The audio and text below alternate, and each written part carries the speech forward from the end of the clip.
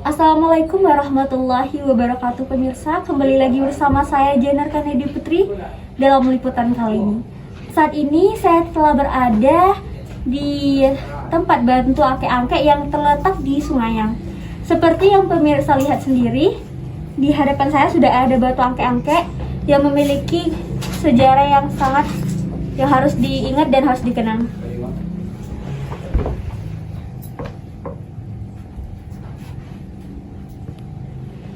Baik pemirsa, seperti yang pemirsa lihat sendiri, saya sudah memegang salah satu batu angke-angke.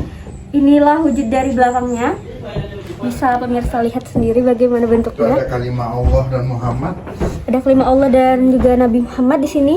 Ya Allah, Inilah bentuknya dan ukurannya seperti ini. ya, Waalaikumsalam.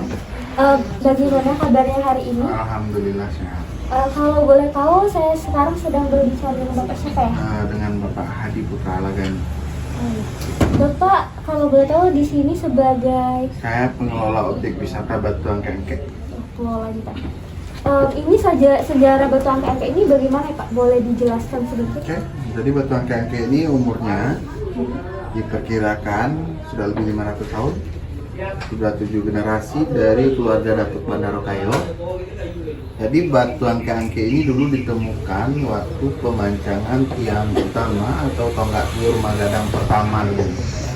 Itu berlangsung sudah lebih 500 tahun yang lalu. Jadi nama batu angke-angke ini awalnya batu pendapatan. Jadi karena batu ini diangkat, jadi kasih namanya batu angke-angke. Booming lah sampai sekarang. Berarti ini sering dikunjungi oleh para wisatawan, Pak ya? Ini objek wisata pendamping Istana Pagaruyung sebagai salah satu ikonnya Sumatera Barat.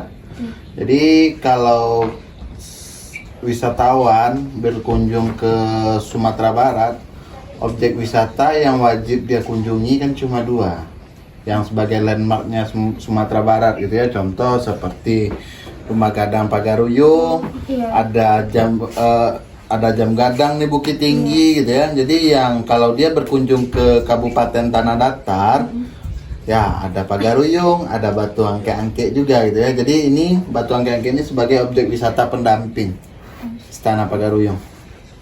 Dari data juga yang sudah saya baca kan, Pak, katanya batu angke-angke ini nggak bisa diangkat oleh sembarang orang, Pak ya? Bukan nggak bisa diangkat oleh sembarang orang, ya itu kalau itu memang benar gitu ya. Jadi batu angke-angke ini beratnya itu berubah-ubah. Ini benda mati, beratnya itu berubah-ubah gitu ya.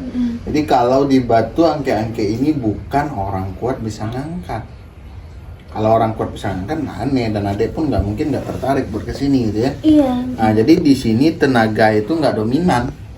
Wah, terangkat sama kita batu angke-angke ini ya, kita biasa nge-gym kuat pasti ngangkat, nggak laku. Nggak laku, Pak ya? Ya, jadi nenek-nenek umur 75 tahunan bisa ngangkat ringan di sini banyak. Cowok-cowok berotot besar yang nggak bisa ngangkat juga banyak. Kalau boleh tahu itu kenapa, Pak ya? Ya itulah, itu keanehannya. Keanehannya, Pak ya? Ya di sini nggak semua orang bisa ngangkat. Jadi kalau kita bisa ngangkat batu angke-angke ini dengan motivasi atau sugesti tertentu gitu ya, mungkin yang kita motivasikan itu bisa kita wujudkan. Kalau ya nggak terangkat nggak jadi masalah. Oh, iya, Pak. Kalau boleh tahu, Pak, emang dari awal letaknya di rumah ini atau di rumah ini? Ini rumah yang adek naiki sekarang umurnya sekitar 150 tahun. 150 tahun. Jadi ini rumah yang keempat. Jadi kan sistemnya bongkar, bangun lagi, bongkar, bangun lagi kan gitu. Jadi yang sekarang 150 tahun yang direnov ya lantai, atap, pintu-pintu, dan sedikit dinding bagian luar gitu ya. Jadi kayak komponen inti itu masih original. Di batu angke-angke itu dari dulu, dari pertama kali ditemukan lokasinya cuma juga di sini aja. Kita nggak pernah pindah-pindahkan. Baik, Pak, mungkin itu saja liputan saya kali ini. Terima kasih atas waktu dan kesempatannya. Baik pemirsa, itulah wawancara kali ini. Saya Jenar Kanedi Putri, pamit undur diri.